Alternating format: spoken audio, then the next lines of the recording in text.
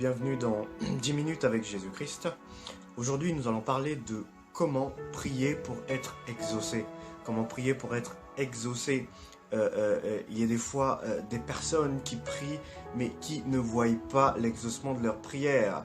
Pourquoi cela arrive-t-il? Tu te poses mille et une questions et tu as envie justement que les prières que tu fais puissent être exaucées. Et justement, aujourd'hui, on va essayer de voir 4 aspects importants pour que ta prière soit exaucée.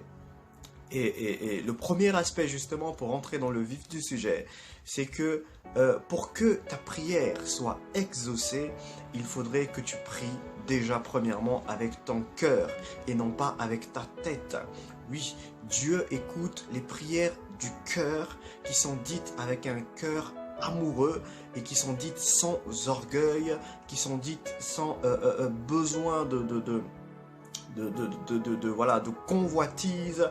Il faudrait que ce soit vraiment une prière qui vienne de ton cœur, que tu dises au Seigneur. Et il n'est même pas des fois important de multiplier des paroles, parce que justement la Bible parle de ne pas multiplier de vaines paroles lorsque l'on prie, mais de dire juste ce qu'il y a dans son cœur, ce qu'on veut vraiment dire au Seigneur. Il ne s'agit pas d'arriver devant Dieu et de respecter un protocole pour penser que sa prière, elle sera exaucée. Il ne s'agit pas de cela, mais il s'agit simplement de dire au Seigneur ce que ton cœur veut. Et tant que cette prière, elle n'est pas égoïste, tant que cette prière, elle n'est pas convoiteuse, cette prière, Dieu l'approuve parce qu'elle vient d'un cœur pur, elle vient d'un cœur amoureux, elle vient d'un cœur bon. Et justement, la prière du cœur, c'est celle-là qui, des fois, t'emmène à des prières d'adoration. C'est-à-dire que tu as tellement envie de prier et que tu pries tellement avec ton cœur que ton intelligence s'arrête au point où tout ce que tu ne sais dire au Seigneur, ce ne sont que des soupirs et des cris. Et c'est justement cette prière-là que Dieu approuve. Cette prière qui arrive à un tel niveau d'amour et de bonté. Et cette prière, elle est tellement saine qu'au bout d'un moment, les mots semblent tellement injustes et insuffisants pour dire au Seigneur ce que tu ressens véritablement. Donc, si tu veux que ta prière soit exaucée, la première chose, il faut que tu pries vraiment avec ton cœur et non avec ta tête. Parce que aussi, en priant avec la tête, ça engage beaucoup de barrières de raisonnement, beaucoup de barrières de considération. Tu veux que ta prière soit forcément parfaite, tu veux aligner les accords, tu ne veux pas commettre de fautes d'orthographe, alors que le Seigneur, lui, il n'en a rien à faire de tes fautes d'orthographe. Lui, il regarde à ton cœur. Même si tu lui fais une prière digne d'un discours de ministre ou de président, tant que ton cœur n'est pas là, ta prière ne sera jamais acceptée et jamais approuvée.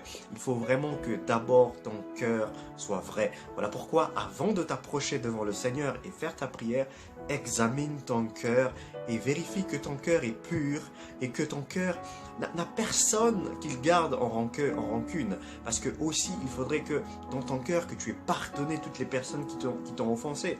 La Bible dit: pardonne-nous nos offenses, comme nous aussi nous pardonnons à ceux qui nous ont offensés. Et justement, il est important que pour que Dieu nous pardonne et approuve nos prières, que nous déjà dans un premier temps, nous ayons pardonné ces personnes que nous avons gardées dans notre cœur. Alors que notre cœur se sente saint, pieux et pur, à ce moment-là, nous pourrons nous approcher du Seigneur. La deuxième chose, pour que ta prière soit exaucée, il faudrait que ta prière soit dite avec exactitude.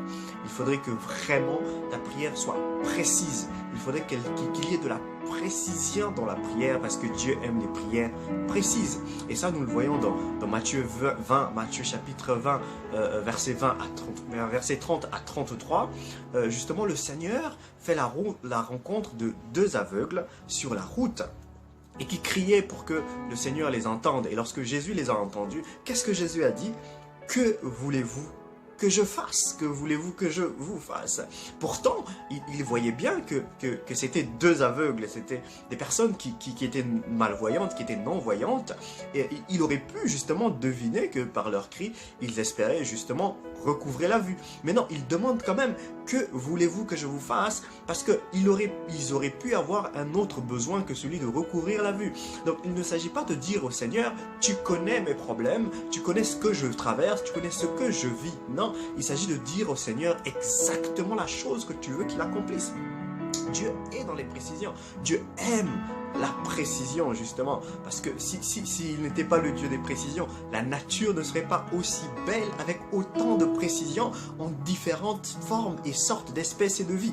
Et justement, c'est dans ça qu'on voit la grandeur de Dieu, le fait de différencier par de petites précisions, des fois certaines choses différenciées par de petites précisions. L'abeille et la guêpe, ils sont pourtant tellement proches, mais tellement différents. Justement, pourquoi? Parce qu'il y a des précisions dans ces choses, et Dieu aime la précision.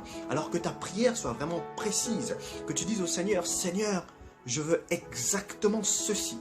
Voilà, que tu ailles même dans les détails de ce que tu demandes. Imaginons que tu veuilles demander au Seigneur une voiture, alors que déjà ton cœur soit pur dans la demande, que ce ne soit pas pour orgueil, que tu veuilles une voiture pour montrer aux gens que tu as une voiture, mais que ce soit vraiment un besoin. Et que dans ta demande, que le Seigneur y trouve un compte. Si c'est pour que tu te rendes à l'église parce que ton église est tellement loin, Dieu comprendra cela. Et parce qu'il sait que aussi ce sera pour que lui, il en bénéficie, que tu le rendes gloire. Donc ton cœur est pur. Et deuxièmement, tu peux dire au Seigneur, je veux exactement une Mercedes. Je veux exactement une Toyota. Et c'est justement de cette précision-là que Dieu demande. Alors que tes prières soient précises et avec exactitude cette fois-ci.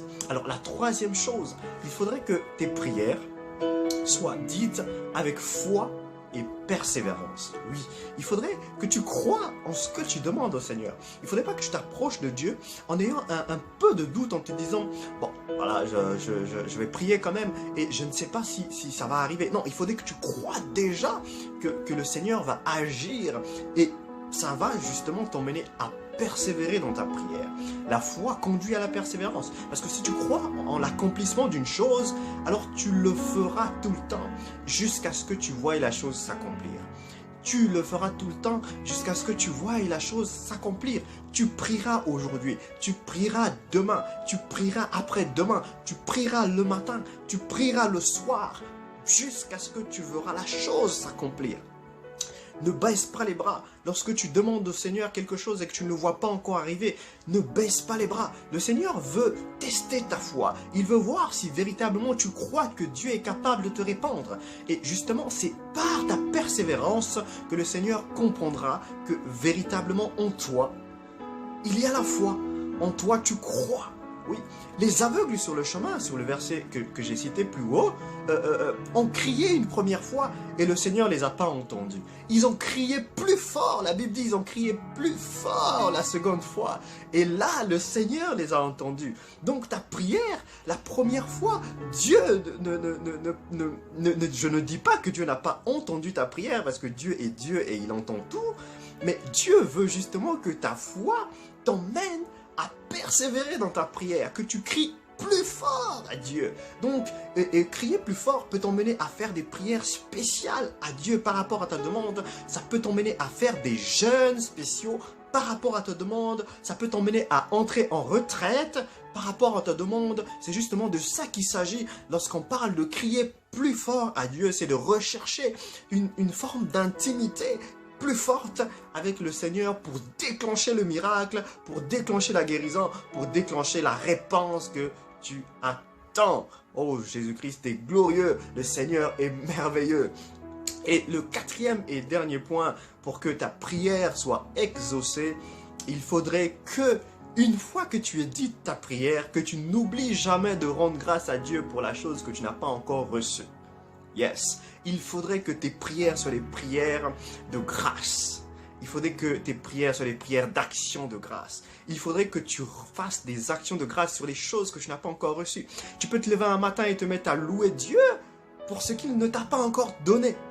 Tu es content, tu es joyeux un matin. Pourquoi tu es content ce matin? Parce que Dieu va me donner une voiture. Alors que tu ne l'as pas encore, la voiture, tu ne l'as pas encore reçue, mais tu rends déjà grâce à Dieu des choses qu'il va te donner demain.